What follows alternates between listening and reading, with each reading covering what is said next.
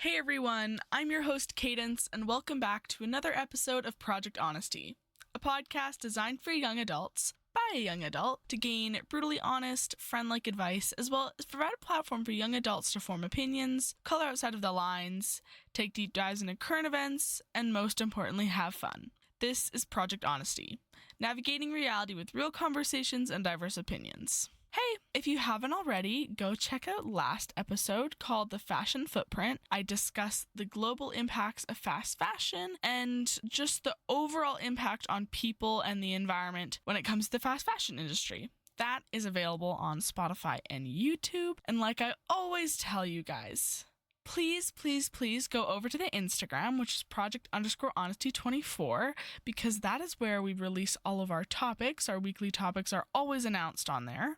So if you haven't already, go follow that. Today's topic, we're going to be discussing the problems with public education. Now, if you've been on this journey since the beginning, you know that I've already done an education episode. It's called Debate to Educate. I did it at the very start of when I made this podcast. And I talked a lot about my educational history, and I touched about why education is important. And then I also briefly touched on my personal opinions about the public education system. I shared a few personal experiences, and overall that episode was quite brief. If you don't know me in my personal life, or you haven't really heard me talk about the public education system, you wouldn't know that I have a very open dislike for the public school system. But today, it's going to be more statistic focused. I want to give real facts about how the public school system has single-handedly destroyed individuality and the mental health of youth.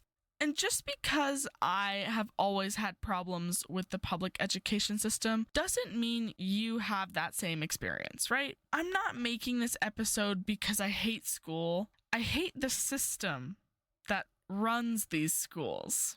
Later in the episode, I'm going to talk about things that have made me angry, and I will go into a little bit of a personal experience of mine that I had recently that was kind of an inspiration behind making a second education episode, because it's really important to me to talk about these sort of things, especially being a student who is very outspoken and advocates for herself.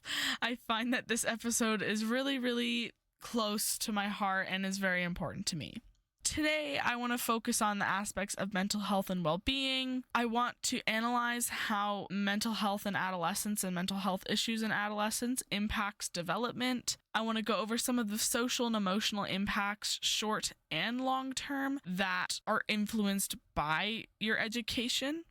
I also want to talk about how these factors impact academic performance. And then near the end, I want to get a little bit more personal, and I want to talk about how I think the public school system silences youth and takes away individuality. And then I'll get into my personal opinion / story, whatever you want to call it. And I want to talk about what it feels like to have a different opinion in the public school system, and how you get treated when you are outspoken, like me, how teachers react to your self-advocacy and your willingness to stand up for yourself, and how that all impacts your learning. When we talk about school, we have to recognize that environment is so important. During the school year, so the 10 months kids are typically in school, kids spend more time in school and in extracurricular activities than they do at home. Up to 12 hours can be spent in the school environment per day. That's plus other activities. Like, I know for me, I've also spent 12 hours at school. Not saying that it's fun, but I've done it. Your environment is proven to be one of, if not the most influential factor in your mental health and well-being. When you're not in a good environment, your mental health will decline. Since kids spend the majority of their social time in school, that is the biggest environment that contributes to their mental health. So how is the mental health of school-age children? When I say school-age children, I am referring to the 12 to 17-year-old age group. That's the group we're going to be analyzing today, because the most research has been done on this range of adolescence. And so there is more data on this age group and it's more accurate because there is such a large scale of these studies done with this specific age group. When we're interpreting data from Stats Canada, we can see that kids who have a better academic climate will have higher achievement rates compared to those who are in lesser academic climates. That means when they are in a welcoming academic space, these kids are more likely to succeed compared to those who are in an unwelcoming, unsafe environment to learn. A study done in 2019 showed that 73% of these 12 to 17-year-olds had great or excellent mental health. And that was a self-declared study. That was a survey, basically. These kids took a survey, and 73% of them said their mental health was great. Now, in 2022, that percentage dropped to 61%. That's more than a 10% decrease. Now, there are definitely a lot of factors behind why that could have dropped, and I think one of the obvious ones is the pandemic, but also a lack of resources, a decline in school mental health support, so lack of school counselors or mental health professionals in the academic setting. And in the 2022 to 2023 years, schools in Ontario reported an alarming depletion of mental health services in schools, with 46.6% not having any access to mental health professionals, while only a mere 9% reported regular and dependable access to these kind of supports. So again, school counselors, resources like hotlines, only 9% of all of the schools in Ontario, which is not the province I live in, but still, showed this mental health support for the kids. Now, these stats obviously vary depending on where the school is. One thing I saw a lot in the research for this episode is that schools in more rural areas experience more sparse support compared to those in urban areas. StatsCan also has a little bit of a thing on that, analyzing the difference and access when it comes to mental health support when you're in rural or urban settings. Some of the things that can also influence mental health and cause issues when it comes to mental health are things like homework, the social dynamic, so your peer dynamic and interactions, teacher attitudes. Those are just some of the factors that influence youth mental health. When taking a deeper dive into those examples, when it comes to homework, a company called Journal of Experimental Education found that students who consistently do more than 2 hours of homework per night are subject to higher levels of chronic stress. This stress increases with the more work being done. When it comes to the social dynamic, the more positive relationships there are in the academic environment results in less stress for the students. But on the flip side, when a student feels lonely or unsupported, their mental health can decline at rapid rates compared to those who are socially active and responsive. Teacher attitudes is a fun one for me. I'll get into a little bit of a story about that later, but right now, I want to talk about a study that was conducted by 2 universities in Turkey. It showed that when teachers are positive and welcoming and respectful in their approach to teaching and really confide in their students and care about their students will succeed at a higher rate, solely based on their teacher's attitude. When a teacher is cold, rude, unemotional, unempathetic, and shows genuine disinterest in their students and the subject that they're teaching, which is a really important one. If your teacher is not passionate, then you will have a hard time finding a passion in that subject as well. But the studies showed that teachers who are like this have students that are more likely to see a decline in academic success due to the lack of empathy and enrichment in these classes.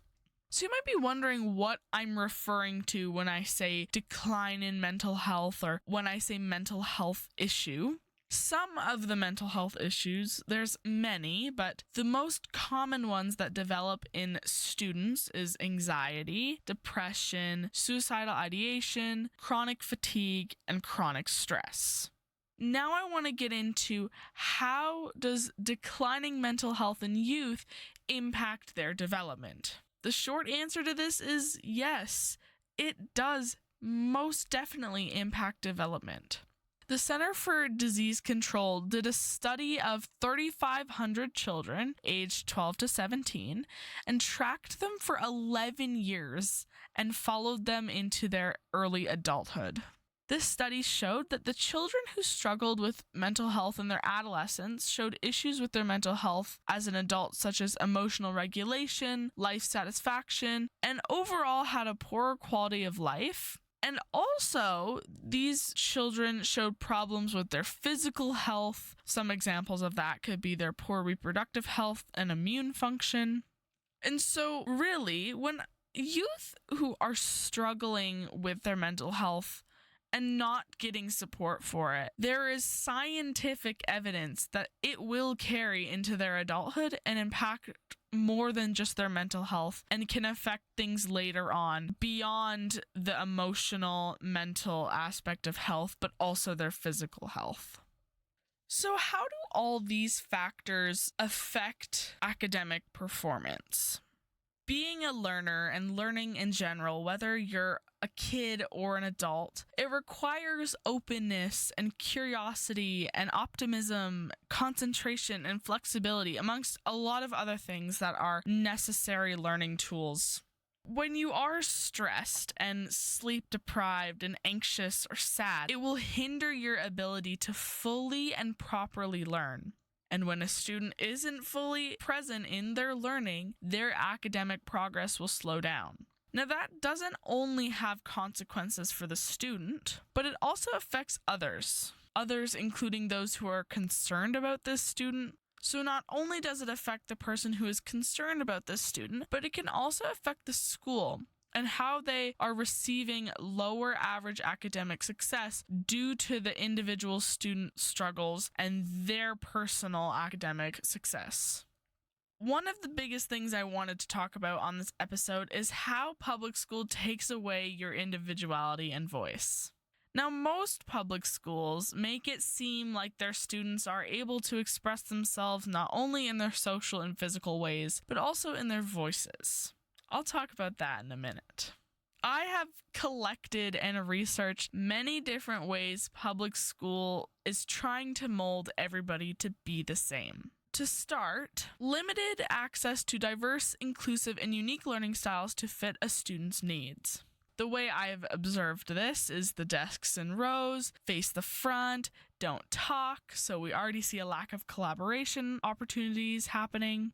A big thing that I don't like about schools in general, now this is just not specific to public schools, this is specific to the school system and the way the global school system works, is being heavily test dependent. There is so much research to back up the fact that tests do not accurately gather and show how much a student actually knows. And tests, if you're a student, you would know, cause unnecessary stress, especially like finals, midterms. They cause a lot of stress.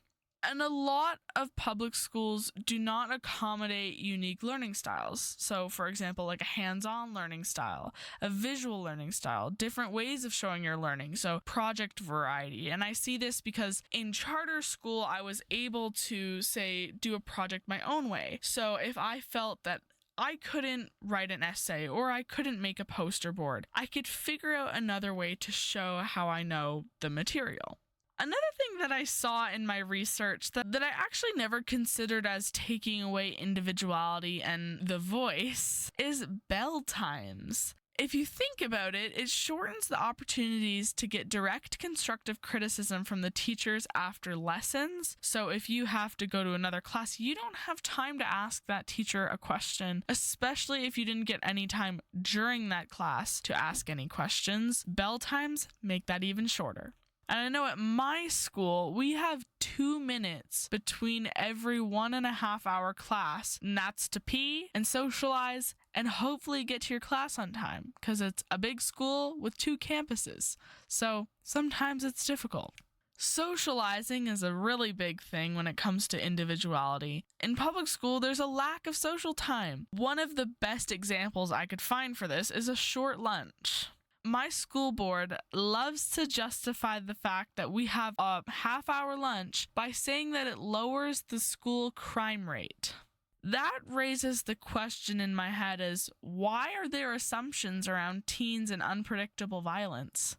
What do they think is going to happen if they say tack on another 15 minutes to lunch? Are we going to commit arson? What's happening? Like, I genuinely don't understand why our lunches are so short. In that half an hour, you have to eat, socialize, and also use the bathroom, which are always busy because they never fix them.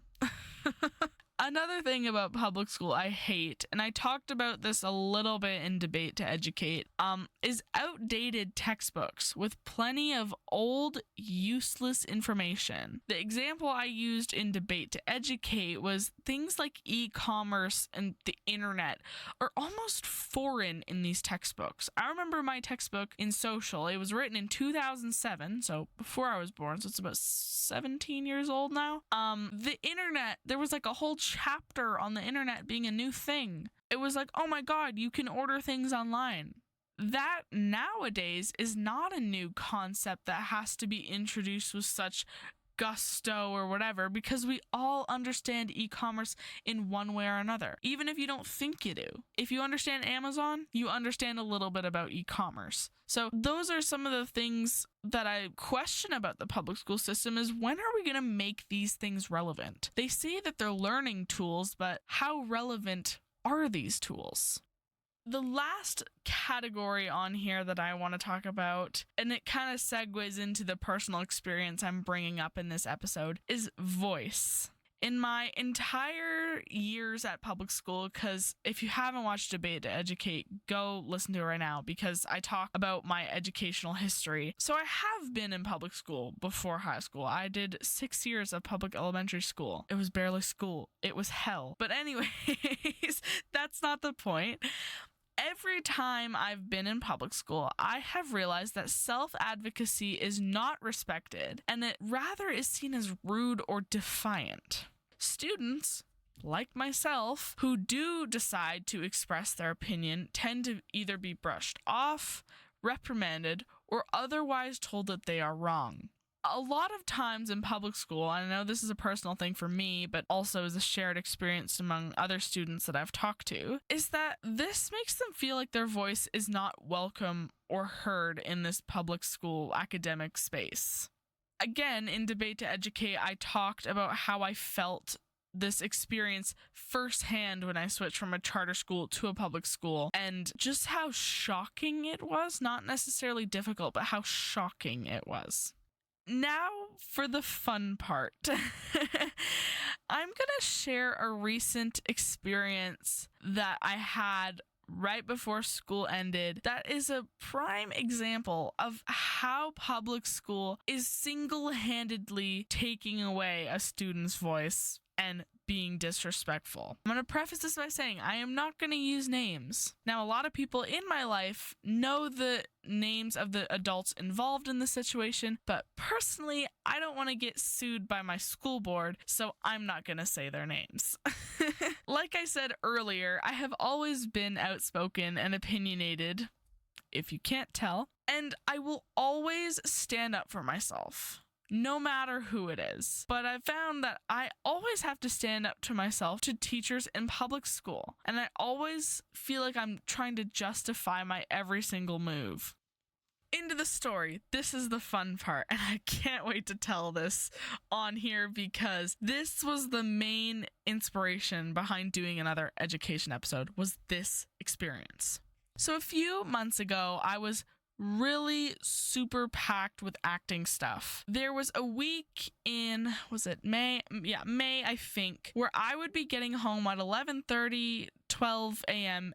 every single night. During this situation, I was already exhausted from Tech Week and the final stage of putting a play together. If you're an actor, you would know what I'm talking about. But just keep in mind that I was very exhausted. I had 2 upcoming unit tests back to back that week where I was super packed with acting stuff. Those were my show week. I would be getting home really late, and I happened to have 2 unit tests that week. I've been a student my whole life. I know myself as a learner, and personally, over the how many years have I been? 10 years I've been in school. I know that I need to study the night before the exam to pass. That is just how I roll. If I don't get the chance to study the night before, I will not be passing this exam. And with my schedule of getting home at midnight every night, I knew I would not have time to be studying at night. Keep in mind, I have never ever asked for an extension in this class that I'm referring to. I have previously rescheduled exams due to being sick, so I thought that I would be able to get the smallest break and be able to reschedule at least one of these exams. So at the start of class, I politely explained this situation to my teacher, really thinking that the empathy would shine through, and she immediately said no. She didn't only say no, because I wouldn't have had a problem if she would have said no. I can take no for an answer. But she suggested that I manage my time better as, quote, it is a valuable skill to have in high school. What? I just told you that I have 0 time. So my mind immediately went to, what time is there to manage? I don't have time. Her answer was still no. Frustrated, I immediately texted my mom because I was debating asking for this extension for probably 2 weeks before I even asked. And so my mom sent her an email politely and professionally explaining my need for this simple accommodation that I have never asked for before. So again, I have never asked to reschedule a test before until this moment. In this email reply to my mom, my teacher basically told my mom to go fuck herself. Now, the one thing is that this isn't cool with me. You can disrespect me all you want, but the one person you can never ever disrespect in front of my face is my mother. That I was not gonna let fly. So I scheduled a one-on-one sit-down talk with me and this teacher. At this point, I was getting angry. Not just because I didn't get what I wanted. Okay, I know that you don't always get what you want in life. That's life. But the one thing that I was expecting from an adult was respect. In this one-on-one talk, I tried my very best to remain calm and professional. Now, I kind of did, kind of didn't. I was really trying to hold my shit together for the 20 minutes I was in that room. And in this talk, I got told no again. Now, she didn't only say no. The next thing she said really made me and my mom super angry. This teacher is aware that I auditioned and attend this specific school for their specialized acting program that I pay more money for. This teacher recommended me to schools that are for intellectually challenged people, teen moms, jailbirds, junkies, and people that have abusive home lives. Now, that is not just an assumption. I Googled these schools that she told me about, and they actually say that they're for these type of students. She recommended these schools after I asked for one accommodation. At this point, I was full on pissed. I was not taking any of this anymore. Trying to do the right thing, I said, hey, let's go to my guidance counselor, thinking he's gonna help me. Spoiler alert, he didn't. So I go in, I book an appointment with my counselor. I go in, I tell him the situation, explain how my teacher was rude to me and my mom, because I'm allowed to think that my teacher was rude to me and my mom. Even if she's gonna deny it, she was. I was more calm in this conversation with my guidance counselor than I was in the one-on-one with my actual teacher. Instead of talking this out with my teacher, the three of us, helping me out a little bit, even if I didn't get the answer that I wanted, he didn't do any of that.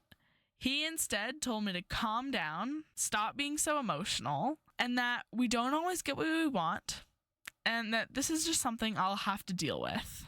Me being outspoken and already angry, having to have this conversation, I was done. I was so frustrated. When I walked out of this guidance counselor appointment, and I say walked because I didn't storm out, I told him 2 things.